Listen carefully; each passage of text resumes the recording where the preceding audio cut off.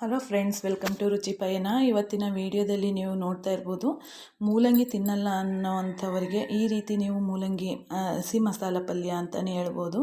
ಮೂಲಂಗಿ ಸಾಂಬಾರು ಅಂದರೆ ಸಾಮಾನ್ಯವಾಗಿ ತುಂಬ ಜನ ಒಂದು 70-80% ಜನ ಇಷ್ಟಪಡಲ್ಲ, ಆದರೆ ತುಂಬಾ ಆರೋಗ್ಯಕ್ಕೆ ಒಳ್ಳೆಯದು.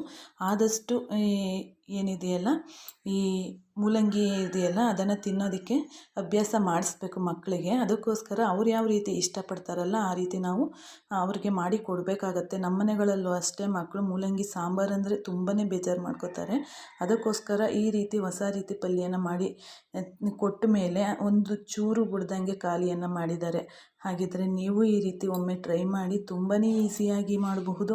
ಒಂದು 5 ನಿಮಿಷದಲ್ಲೇ ಇದು ರೆಡಿಯಾಗಿ ಹೋಗಿಬಿಡುತ್ತೆ. ಜಾಸ್ತಿ ಇಂಗ್ರೀಡಿಯೆಂಟ್ಸ್ ಏನೂ ಬೇಕಾಗಿಲ್ಲ, ಮನೆಯಲ್ಲೇ ಇರುವಂಥ ಇಂಗ್ರೀಡಿಯೆಂಟ್ಸನ್ನು ಬಳಸ್ಕೊಂಡು ನಾವು ಈ ಪಲ್ಯನ ಮಾಡ್ಕೋಬೋದು. ಹಾಗಿದ್ರೆ ಹೇಗೆ ಮಾಡಿದೆ ಈ ಪಲ್ಯನ ಅಂತ ನೋಡೋಣ ಬನ್ನಿ. ಒಂದು ಬಾಣಲೆಗೆ ನಾನು ಅರ್ಧ kg ಆಗುವಷ್ಟು ಮೂಲಂಗಿಯನ್ನು ಕುಯ್ದು ಬೇಯಾಕಿದ್ದೀನಿ. 1 ಲೋಟ ನೀರು ಹಾಕಿ, ಯಾಕೆಂದರೆ ಅದು ಮುಳುಗುವಷ್ಟು ಮಾತ್ರ ನೀರು, ಅದೇ ನೀರು ಬಿಟ್ಕೊಳ್ಳುತ್ತೆ. ಸ್ವಲ್ಪ ಅರಿಶಿನ, ಸ್ವಲ್ಪ ಉಪ್ಪು ಸ್ವಲ್ಪ ಹಾಕಿ ಅದನ್ನು ಬೇಯಿಸ್ಕೊಂಡೆ. ನೀವು ಕುಕ್ಕರ್ಗೆ ಯಾಕೆ ಹಾಕಿಲ್ಲ ಅಂತ ಕೇಳಬಹುದು.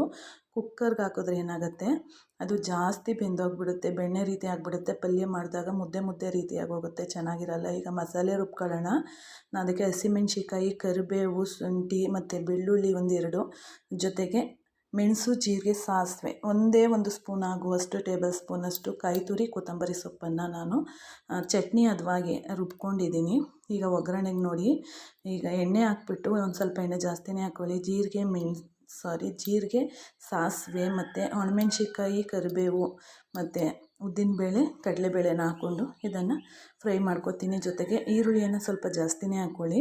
ಈರುಳ್ಳಿ ಚೆನ್ನಾಗಿ ಫ್ರೈ ಆಗಿರುವಂಥ ಫ್ಲೇವರಿಂದ ನಮಗೆ ಹಸಿ ಮೂಲಂಗಿ ಪಲ್ಯನ ನಾವು ಡಿಫ್ರೆಂಟ್ ಟೇಸ್ಟಲ್ಲಿ ರೆಡಿ ಮಾಡ್ಕೋಬೋದು. ಯಾಕೆಂದರೆ ಈರುಳ್ಳಿ ಜಾಸ್ತಿ ಇದ್ದಾಗ ಅದ್ರ ಫ್ಲೇವರೇ ಜಾಸ್ತಿ ಇರುತ್ತೆ, ಚೆನ್ನಾಗಿರುತ್ತೆ. ನಾನು ಒಂದು 2 ದಪ್ಪ ಗಾತ್ರದ ಈರುಳ್ಳಿಯನ್ನು ತಗೊಂಡಿದ್ದೀನಿ. ಸಣ್ಣ ಗಾತ್ರದ್ದು ಅಂದರೆ ಒಂದು 3-4 ಕಟ್ ಮಾಡ್ಕೊಳ್ಳಿ. ನಾನು ಮೊದಲು ಸ್ವಲ್ಪ ಉಪ್ಪನ್ನು ಹಾಕಿದ್ದೆ, ಈಗ ನೋಡಿಕೊಂಡು ಉಪ್ಪು ಹಾಕಬೇಕು. ಯಾಕೆ ಅಂದರೆ ಇದರಲ್ಲಿ ಮೂಲಂಗಿಯಲ್ಲಿ ಉಪ್ಪಿನಂಶ ಉಗುಜಾಗ್ಬಿಡುತ್ತೆ, ಉಪ್ಪಿನಂಶ ಜಾಸ್ತಿ ಇರೋದ್ರಿಂದ. ಈರುಳ್ಳಿ ಚೆನ್ನಾಗಿ ಕಲರ್ ಚೇಂಜ್ ಆದ ನಂತರ ನಾವು ರುಬ್ಬಿಟ್ಕೊಂಡಿದ್ವಲ್ಲ ಹಸಿ ಮಸಾಲ, ಅದನ್ನು ಚೆನ್ನಾಗಿ ಫ್ರೈ ಮಾಡ್ಕೋಬೇಕು. ಏನಕ್ಕೆ ಅಂತಂದರೆ ಅದರಲ್ಲಿ ಹಾಕಿರುವಂಥ ಒಂದು ಪದಾರ್ಥನೂ ನಾವು ಡ್ರೈ ರೋಸ್ಟೇ ಆಗಲಿ ಆಯಿಲ್ ರೋಸ್ಟೇ ಆಗಲಿ ಮಾಡಿಲ್ಲ. ಅದಕ್ಕೋಸ್ಕರ ಅದರ ಹಸಿ ವಾಸನೆ ಹೋಗೋವರೆಗೂ ನಾವು ಅದನ್ನು ಚೆನ್ನಾಗಿ ಫ್ರೈ ಮಾಡ್ಕೋಬೇಕು. ನಾವು ಇದನ್ನು ಎಷ್ಟು ಚೆನ್ನಾಗಿ ಫ್ರೈ ಮಾಡ್ಕೋತೀವೋ ಪಲ್ಯ ಅಷ್ಟು ಟೇಸ್ಟಿಯಾಗಿ ಬರುತ್ತೆ. ನೋಡಿ, ಅದು ಬೆಂದಿದೆ, ಅದನ್ನು ನೀರಿಂದ ತೆಗೆದಿದ್ದೆ ನಾನು. ಒಂದು ತೂತ್ಪೊಸಿಗೆ ಅದನ್ನು ಸುರಿದ್ರೆ ನೀರೆಲ್ಲ ಸೋರ್ಲೋಗ್ಬಿಡತ್ತೆ. ಈಗ ಅದನ್ನು ನೀರೆಲ್ಲ ತೆಗೆದಾದ ನಂತರ ಡ್ರೈ ಆಗಿ ಅದನ್ನು ನಾವು ಮಿಕ್ಸ್ ಮಾಡ್ಕೋಬೇಕು. ಜೊತೆಗೆ ಮೂಲಂಗಿನೂ ಹಸಿ ವಾಸನೆ ಹೊಡಿತಾ ಇರುತ್ತೆ, ಅದರ ಸ್ಮೆಲ್ಲೇ ಒಂಥರ. ಅದಕ್ಕೋಸ್ಕರನೇ ಯಾರೂ ಇಷ್ಟಪಡಲ್ಲ.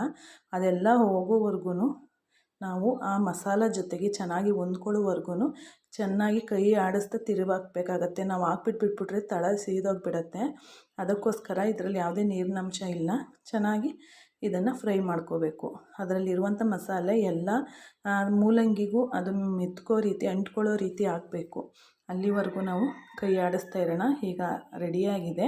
ಇದನ್ನು ಒಂದು ತಿಳಿಸಾರು ಜೊತೆಗೆ ಸೈಡ್ ಡಿಶ್ ಆಗಿ ತಿನ್ಬೋದು, ದೋಸೆನೂ ತಿನ್ಬೋದು. ಸ್ವಲ್ಪ ಗ್ರೇವಿ ಥರ ಇರುತ್ತಲ್ಲ, ದೋಸೆ ಚಪಾತಿ ಎಲ್ಲನೂ ತಿನ್ಬೋದು ಇದರಲ್ಲಿ. ಆದರೆ ಒಂದು ತಿಳಿಸಾರು ಅಥವಾ ಬೇಳೆ ಸಾರಿಗೆ ಸೈಡ್ ಡಿಶ್ ಆಗಿ ತುಂಬಾ ಚೆನ್ನಾಗಿರುತ್ತೆ. ಈ ಮೂಲಂಗಿ ಸಾಂಬಾರನ್ನೇ ಮಾಡಿ, ಕೆಲವರು ತುಂಬ ಇಷ್ಟಪಟ್ಟು ಮೂಲಂಗಿ ಸಾಂಬಾರನ್ನ ತಿಂತಾರೆ, ಕೆಲವರು ತುಂಬಾ ಇಷ್ಟಪಡಲ್ಲ. ಹಾಗಾಗಿ ಇಷ್ಟಪಡಲ್ಲ ಅನ್ನುವಂಥವರು ತಿನ್ನುವಂಥ ಪಲ್ಯ.